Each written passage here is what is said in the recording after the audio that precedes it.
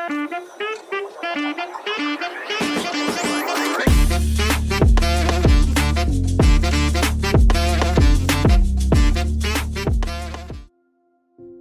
I'm Jenna Grahio, business owner and a licensed real estate broker. I'm in the real estate business for 13 years. Hello guys, my name is Carl or KFR. I'm the CEO and founder of Digital Powerhouse Real Estate Solution. I'm a business owner and also I've been in the real estate business for almost 13 years. Nung nag-start kami, nagkakilala kami ni Jen sa Vistaland. Before Vistaland, admin. Then later on, naging marketing din. So kami ni Jen, while she was working sa company, all projects in Batangas, yan yung binibenta namin. So doon ako natuto ng sales talaga sa company. Then siya noon, mayroon naman siyang active income, pero hindi siya enough. So what if kung magtayo tayo ng travel agency? So hindi pa kami nakakasakay ng eroplano, pero may travel agency na kami. Well, yung aming kasing company, yung Powerhouse, nauna kasi yung mga tao before nagkaroon ng company. Powerhouse is his sales team sa Vista. Ang goal kasi talaga ni Carl nung time na yon, mag-resign ako. Sabi ko, okay, sige. After 1 year, nag-resign na ako. So, nag-start na kami i-put up si Powerhouse as a company. Yun yung naging start namin na, sige, we can offer na all projects here in Batangas. Not just Vistaland, pero lahat ng projects, pwede na.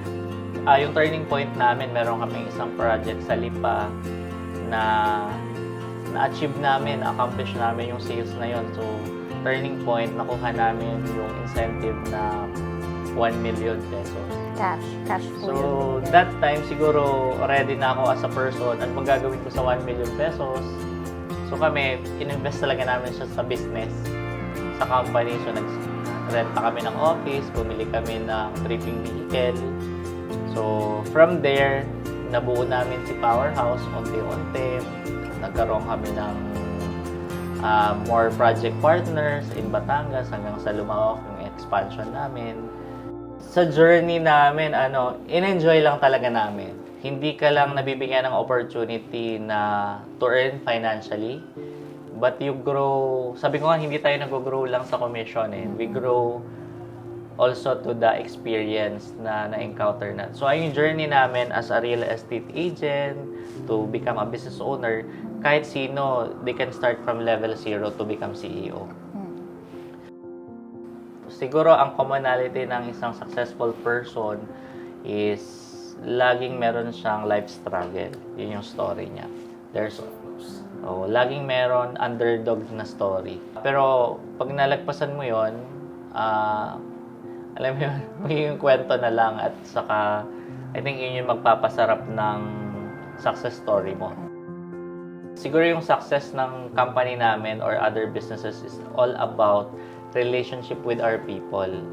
Kasi you bring along people to your success So, may mga tao na mamimit ka, na temporary lang sila, but there are people who are willing to buy to your vision. So, siguro from being an agent, na-inspire sila sa akin how we started, kami ni Jen, and then ngayon, meron kaming mga key person in Powerhouse na masasabi kong they are viable to the organization, kung ano yung nako-contribute nila.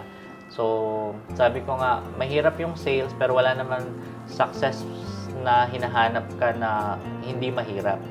So, importante lang, if you want to live your best life, you started to become more accountable and you have to keep in mind na it's your everyday responsibility. We have travels, makikita nyo po dun sa mga incentive natin. May mga travel tayo. We have local and international. And nakakatuwa kasi, yung mga sellers natin, sinasabi nila, ay, first time ko to with Powerhouse. Si Powerhouse yung nagbigay ng mga first time ko. What makes our seller separate siguro from other seller is meron silang sense of pride. Proud sila na, nasa Powerhouse ako, I've been to this kind of experience na kasama ko yung mga boss ko na hindi feeling boss, yung parang ganon. So, I always wanted to work with someone na same kami ng value o ng pinapaniwalaan. So, it makes it more easier na mas magaan yung aming gagawin. So, more on hindi kami sales driven nga eh. More on experience driven yung aming approach sa team. Lumaki siguro si Powerhouse hindi sa sales eh. It's all about recognizing your people, kung ano yung gusto nilang marating din.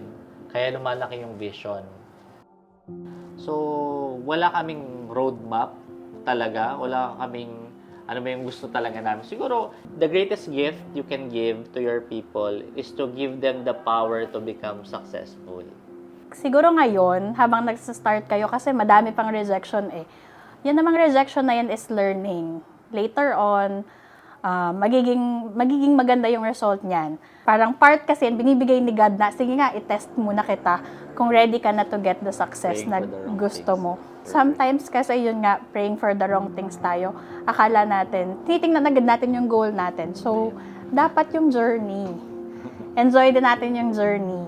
So, in any industry, walang success na madali.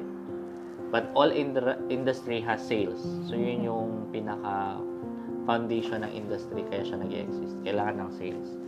You go back to the process. Pag na-master mo na yung process, it will follow. The result will follow. Sales is a process na kaya mong ulit-ulitin para makuha yung result na gusto mo. Hanggang sa masabi mo na ito na yung level of achievement na kaya ko. At isa pa sa maganda sa process, kaya mo rin siyang ituro. So, number 1 sa negosyo, you have to keep in mind, hindi mo kaya lahat. So, normally, pag nag-uumpisa ka, lahat ikaw yan eh. You have to understand operation. So, from being a seller, nag-shift ka na into management. Pag expert ka na doon, i-delegate mo na siya. So, this is the power of delegation. So, I have this idea na, ano ba yung perfect family? Na pag nagka-family ba ako, ano ba yung maging expectation ko? So, mali pala ako pag nag-expect ako to someone. Kasi hindi mo pwedeng hanapin yung sarili mo sa ibang tao. So, ako, naniniwala ako na family that you are creating right now is more important than the family you came from. So, I anchor my values in our relationship, in our marriage, nandun si God. And ano ba yung learning na hindi lahat ng panahon, yung mga anak natin, maging kagaya natin, maging successful din sila. So, yung kaya natin i-provide is number 1, our time. Nandun dapat tayo while they grow up. Kasi minsan silang sila maging bata. Yung kanilang mga foundation, learning lang, nag-enjoy sila, nasasaktan sila, panadadapa sila. But they always go back to their happy memories.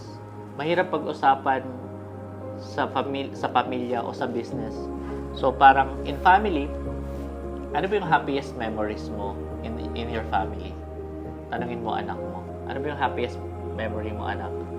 Same goes to the people in the business. Ano yung happiest memories mo kay Powerhouse? Kasi may struggle dito, may rejection din dito. Gusto mo maging successful using this business or organization as your vehicle to your goals. Nagbabago yung goal eh. As you work on it, saka lang siya napo-fully form. Hindi ko nga alam na gusto ko ng barbershop eh. Diba? Parang ganun. Bakit mo siya gustong gawin? There's always the why. Your family. You always wanted other people or your loved ones na makapag-provide ka. You always wanted to give them the best life. Na sabihin natin, that will be your legacy.